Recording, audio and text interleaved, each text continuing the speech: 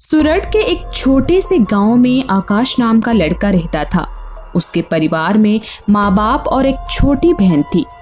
उसका परिवार काफी गरीब था। जैसे ही आकाश की पढ़ाई पूरी हुई, उसके माँ बाप ने तय किया कि उसकी शादी करवाना उचित रहेगा और केतकी नाम की लड़की से उसकी शादी करवा दी गई। आकाश और केतकी एक दूसरे को जानते तो नहीं थे और समय के साथ वो एक दूसरे को समझने लगे और एक दूसरे से प्यार भी करने लगे। आकाश दिन में अपने पिता के साथ खेत में काम करता और केतकी अपनी सास के साथ मिलकर घर में काम करती।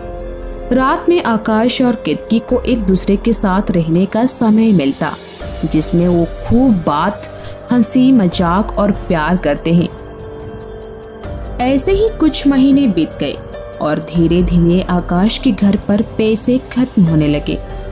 गरीबी को देखते हुए आकाश के पिता ने उसे शहर जाकर पैसे कमाने को कहा। पैसे कमाने की चाहत में आकाश मुंबई शहर चला गया और वहां उसे एक बारटेंडर की नौकरी मिल गई। बारटेंडर की नौकरी आकाश को बहुत ही भा रही थी और वो खूब पैसे भी कमा रहा था।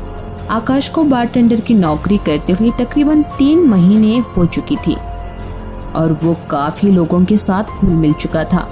उन लोगों में से एक प्रीति नाम की लड़की थी जो बहुत ही स्मार्ट, स्टाइलिश और सुंदर थी। प्रीति रोज सज धज के अकेली बार में आती और खूब मजे करती। ऐसे ही धीरे धीरे आकाश और प्रीति एक दूसरे को जानने लगे और बातें करने लगे। आकाश प्रीति को अकेले आते हुए देखता है और फिर उसने एक दिन उसे पूछ ही लिया, प्रीति, मैं कुछ दिन से देख रहा हूँ तुम हमेशा अकेली आती हो, क्या तुम्हारा कोई दोस्त नहीं है? ये सुनकर प्रीति हंसते हुए बोली, यहाँ पर कोई किसी का दोस्त नहीं होता। मैं इस शहर में नई हूँ, तो क्या तुम मेरे दोस्त बनोगे? और ऐसे ही वो दोनों दोस्त बन जाते हैं। वो रोज बार में मिलते, खूब बातें करते और खूब हंसते। उसी दौरान आकाश प्रीति से प्यार करने लगा था और उन दोनों के बीच अधिकतम संबंध हो गए थे। प्रीति भी आकाश से बेहद प्यार करने लगी थी।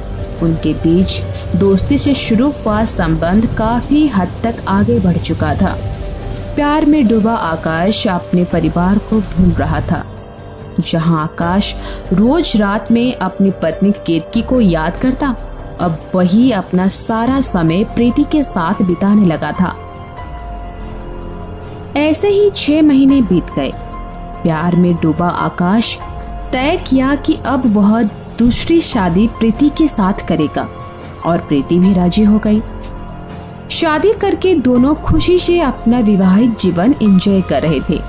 शादी के कुछ वक्त के बाद आकाश ने प्रीति से कहा कि प्रीति, चलो मैं तुम्हें मेरी माँ बाप से गांव मिलवाने ले चलता हूँ और अभी मैंने काफ़ी पैसा कमा ली है, तो अभी हम गांव में खुशी खुशी रह सकते हैं। दोनों आकाश और प्रीति गांव की ओर निकल पड़े। आकाश अपने घर में जाता है। उसे अपनी माँ और अपनी पहली पत्नी केतकी दिखी। केतकी आकाश को देखकर बहुत आश्चर्यचकित हो गई। उसकी खुशी का कोई ठिकाना ही नहीं रहा। वो खुशी से भागते हुए आकाश के पास आई और उसे गले लगा लिया। घर में खुशी का माहौल छाया हुआ था। आकाश अपने माता पिता और अपनी पत्नी केतकी को देखकर बहुत खुश हुआ और बोला, कृति, मैंने अपने साथ एक मेहमान को भी लाया हूँ, तुम उसे देखकर बहुत खुश होने वाले हो। तभी केतकी ने आकाश के पास देखा पर उसे कोई दिखाई नहीं दिया। केतकी बोली, कहाँ है मेहमान? आकाश पीछे मुड़ा और बोला, तुम्हें दिख नहीं रही? मेरे पीछे तो खड़ी है। केतकी फिर से आकाश के आसपास देखने लगी और उसे कोई दिखाई नहीं दिया और हैरानी में पड़ गई। केतकी ने फिर अपनी सास और ससुर को बुलाया और उसने पूछा कि क्या आपको कोई दिख रहा है यहाँ पर? दोनों सास ससुर ने आकाश की इधर उधर देखकर इनकार किया। ये सुनकर आकाश उलझन में आकर प्रीति की ओर देखने लगा। उसे तो प्रीति दिख रही थी लेकिन किसी और को नहीं। वो कुछ ऐसा सोच रहा था। काफी देर सोच विचार करते हुए आकाश को समझ आया कि जिससे उसने शादी की है वो कोई इंसान नहीं बल्कि एक आत्मा है। ये जानकर आकाश के पैरों तले जमीन खिसक गई और वो वहीं बेहोश हो गया।